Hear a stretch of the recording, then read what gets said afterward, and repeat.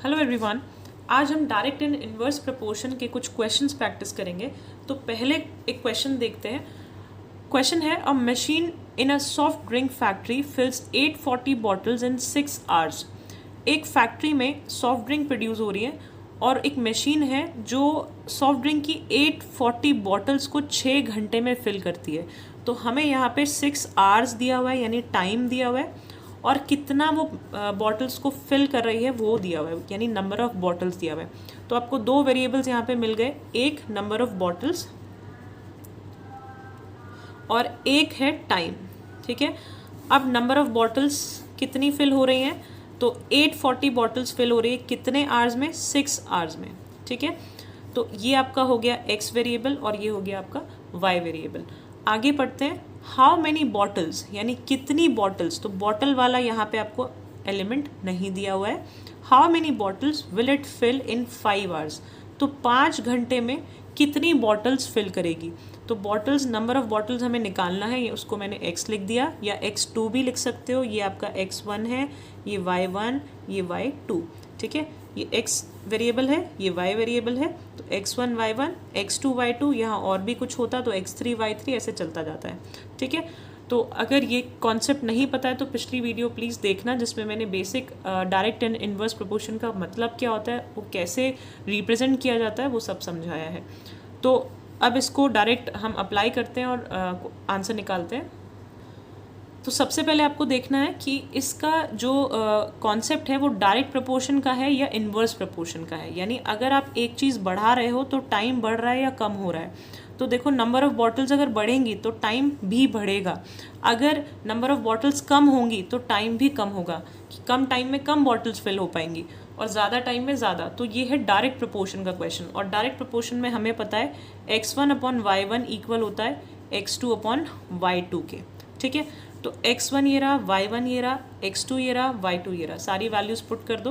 तो 840 upon 6 will be equal to x2 upon 5। इसको solve करेंगे। कैसे सॉल्व करते हैं, इसको यहीं पे छोड़ो और 5 को उधर भेज दो, या हम बोल सकते हैं कि हम इनको क्रॉस मल्टीप्लाई करेंगे, इसको इससे मल्टीप्लाई, इसको इससे, बात एक ही है, दोनों ही तरीक़ों से सेम आंसर आएगा। तो अभी क्या करते हैं, हम 5 को उधर भेज देते हैं। तो 840 अपॉन 6, 5 इधर डिवाइड हो रहा है, उधर जाके मल्टीप्लाई हो जाएगा x2। ये आपका 6 1 ज़ा 6, 6 1 is 6, 6 4 ज़ा 24 एंड 0। तो 140 into 5 will give you 700। 700 x2 की वैल्यू आ गई। इसका मतलब आपकी जो नंबर ऑफ़ बॉटल्स हैं वो कितनी होंगी, 700। कितने आवर्स में, 5 आवर्स में। ये था डायरेक्ट प्रपोर्शन का क्वेश्चन। अब हम देखते हैं इन्वर्स प्रपोर्शन का एक क्वेश्चन। अब देखो क्वेश्चन क्या कह रहा है, if 52 man can do a work in 35 days. अगर 52 आदमी मिलकर 35 डेज में एक काम को ख़त्म करते हैं, तो in how many days 28 man will do it.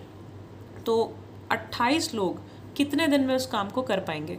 तो देखो, ज़्यादा लोग हैं तो 35 डेज ले रहे हैं वो लोग। अगर आप लोगों को कम कर दोगे, यानी जितने भी मैन वहाँ काम कर रहे थे उनकी क्वांटिटी हमने कम कर दी, तो वो ज़्यादा दिन लेंगे, ऑब्वियस सी बात है। तो जब एक चीज़ कम हो रही है तो दूसरी चीज़, दूसरी क्वांटिटी बढ़ रही है, इसको कहते हैं इन्वर्स रिलेशन। तो यहाँ पे मुझे समझ में आया, x जो वैल्यू है वो आपकी है मैन, एक वैल्यू हमें मैन दी हुई है, और y वैल्यू आपको दिया हुआ है डेज। ठीक है, तो आपको सबसे पहला काम करना है, अपनी टेबल बनानी है x और y की वैल्यूज़ के साथ।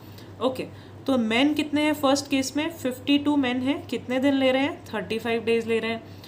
अब 28 मैन है, 28 मैन की क्वांटिटी कम कर दी तो ये भी कम हो जाएगा, लेकिन कितना वो निकालना है। तो मैं यहाँ पे इसको y2 लिख सकती हूँ, ये आपका x2 होता है, x1 y1। ठीक है, तो इन्वर्स प्रपोर्शन का क्वेश्चन है, मुझे पहले ये देखना है। जैसे ये समझ में आया तो आपको पता होना चाहिए इन्वर्स प्रपोर्शन का को सॉल्व करने का तरीका।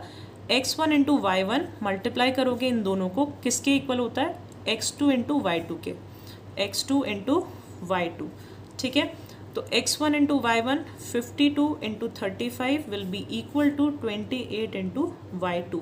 यहाँ से आप y2 की वैल्यू निकालो, इस 28 को इस साइड भेज दो, तो ये मल्टीप्लाई हो रहा है, उधर जाके डिवाइड हो जाएगा। तो 52 into 35 divided by 28 equals to y2। इसको पूरा काट पीट के सॉल्व करोगे तो आंसर आएगा 65 इक्वल्स टू y2, यानी 65 डेज लग रहे हैं 28 मेन को उसी काम को कंप्लीट करने में। ये था आपका इन्वर्स वेरिएबल का क्वेश्चन। ऐसे बहुत सारे क्वेश्चन ट्राई करना।